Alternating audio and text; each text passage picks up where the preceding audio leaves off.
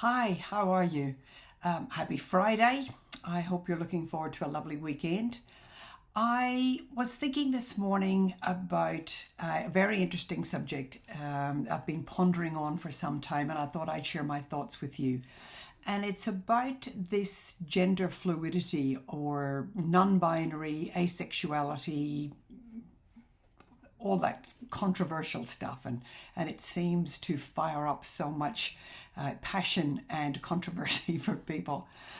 But my thoughts on this, and I'm really interested to hear your feedback, is are we actually seeing the repercussions or the manifestations of mankind or humankind moving into a non-polarity and a non-binary period?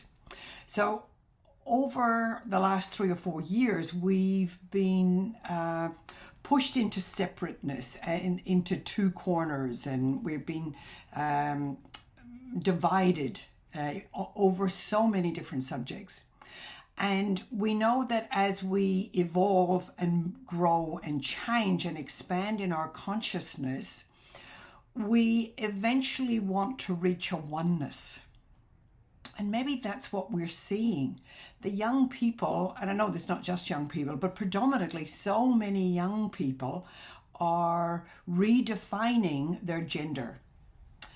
And there's a whole language around this that I'm trying to get my head around, and I'm probably going to make lots of mistakes here. So please, young people, have patience with us, the old generation, as we try and make sense of this and catch up with you.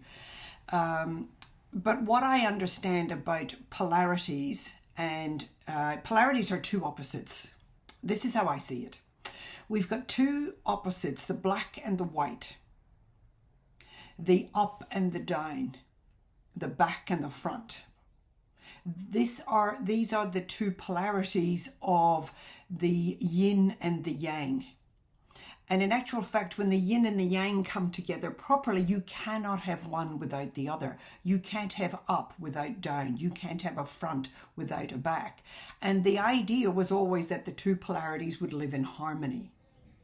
So this is our masculine and divine expression of humanness, that we all have theoretically or supposedly in equal quantities a masculine and feminine expression of who we are. We are both equal. We are all equally yin and yang. And I just wonder if we are seeing an element within the younger generation, particularly within the younger generation, of where we are seeing a merging of the yin and the yang. And on a spiritual side, there is a theory that we're moving from the third dimension into the fifth dimension, into a much higher vibration and frequency where we come back to our oneness. We come back to source. We come back to soul and spirit. So it's all lovely and nice, and, hopefully we'll all live in peace and harmony. So are we seeing the integration of our yin and yang, and therefore our masculine and feminine?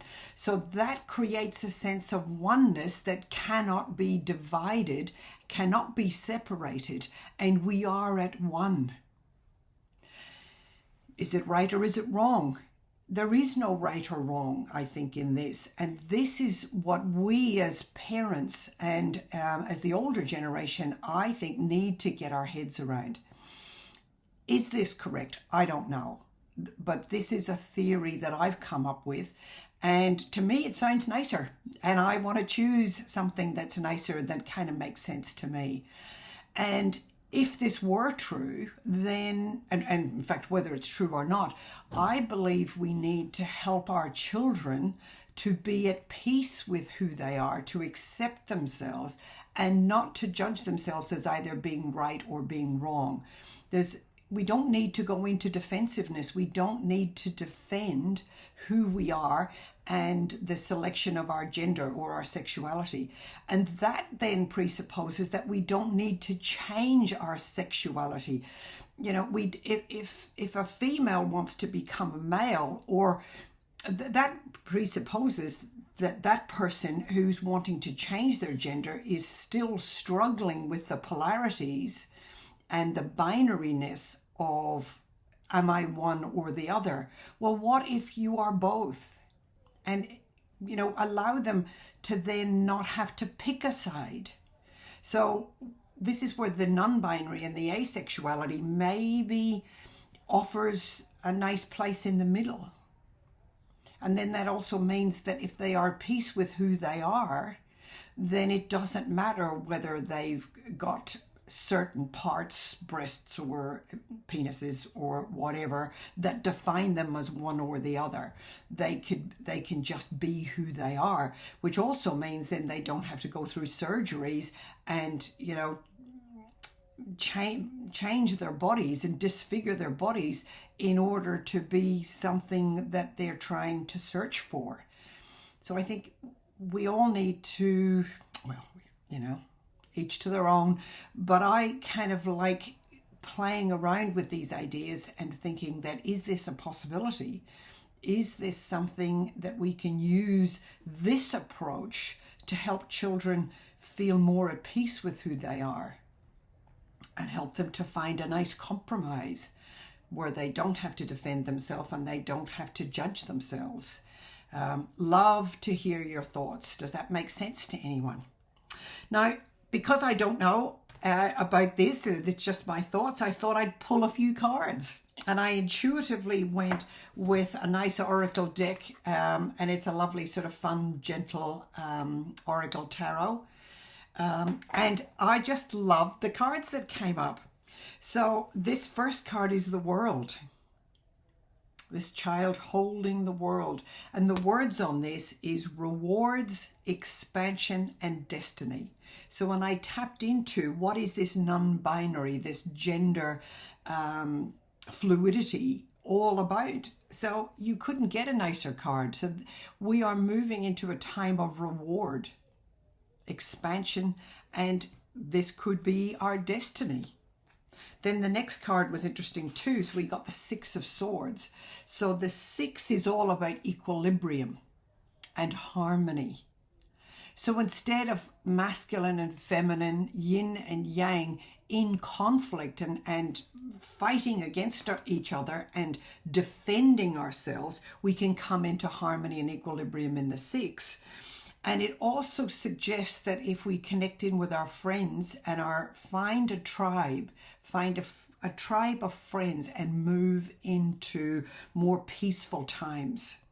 So move out of the difficult times and find your tribe, find your peace and harmony, and attitudes will change. So there's usually, in the traditional tarot, this is a move into calmer, more peaceful times. So I love that.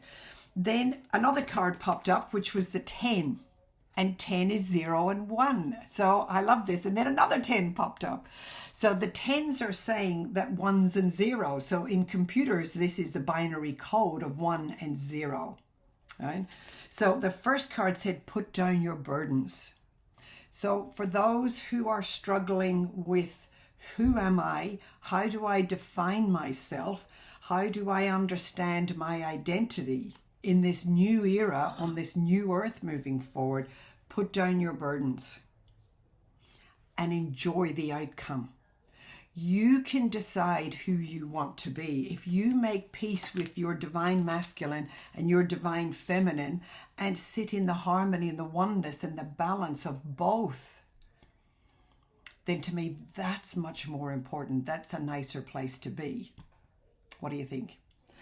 So if there's anyone out there, maybe you've got kids or maybe you're listening here yourself, if there's anything that I can do, I've done quite a bit of work with people transitioning and a few non-binary, bisexual. I don't do a lot of work in that area, but it has been something I have worked with a few people.